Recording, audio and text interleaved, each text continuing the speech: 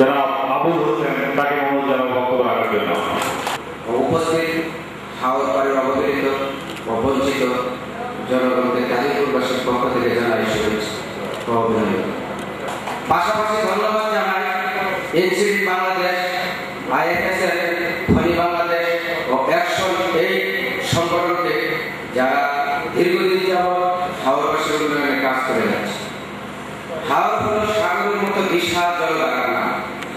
সিলেট, সুনামগঞ্জ, মৌলভীবাজার, হবিগঞ্জ, নেত্রকোনা, কিশোরগঞ্জ ও ব্রাহ্মণবাড়িয়া এই 7টি জেলা 7,84,000 হেক্টর জলাভূমিতে 423টি হাওর নিয়ে অর্থাৎ পুরো বাংলাদেশের 10 ভাগের 6 ভাগ এলাকা 24,000 বর্গ কিলোমিটার নিয়ে বিস্তৃত হাওর অঞ্চল গঠিত।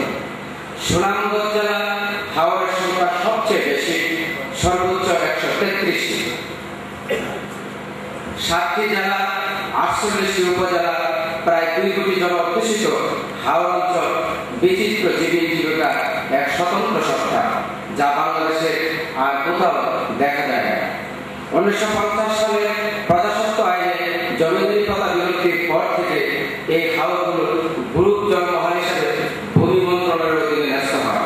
জন্মহালগুলো থেকে সরকারিভাবে রাজস্ব আদায়ের জন্য সাধারণত 3 বছরের জন্য ইজারা দেওয়া হয়। নির্ধারিত সীমানার বাইরে এই বিশাল জলরাশির একচ্ছত্র মালিকে পরিণত হয়।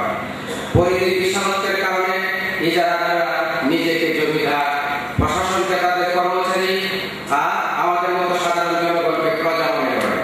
আর প্রতি বছরই বাসার বাড়িতে মাছ ধরা নিয়ে বিবাদের সাধারণ মৎস্যজীবী বা জেলেদের খুন করে হাওরের পানিতে বাসে দিতে তারা দ্বিধা করে না। এককালে হাওরের জন্য তো অবিস্মরণীয় সব গভীর পানি ধানের চাষ। উপমহাদেশের প্রথম গভীর পানির ধান গবেষণা প্রতিষ্ঠানটি 1934 সালে হাওড়া জেলা হবিগঞ্জের লাউড়াতে প্রতিষ্ঠিত হয়েছে।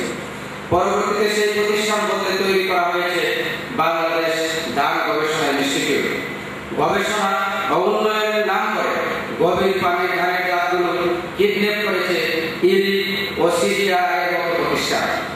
60-এর দশকের পর তথাকথিত সবুজ বিপ্লবের নামে রাষ্ট্রীয়ভাবে রাসায়নিক কৃষি চালু হয়। বাংলাদেশের ঢাকালকি, হাই, শনি, দেখা, টাঙ্গা, পচাশুর, খাইমারা ও সজনার মতো বৈচিত্র্যময় হাওরগুলোতে জমেছে এখানে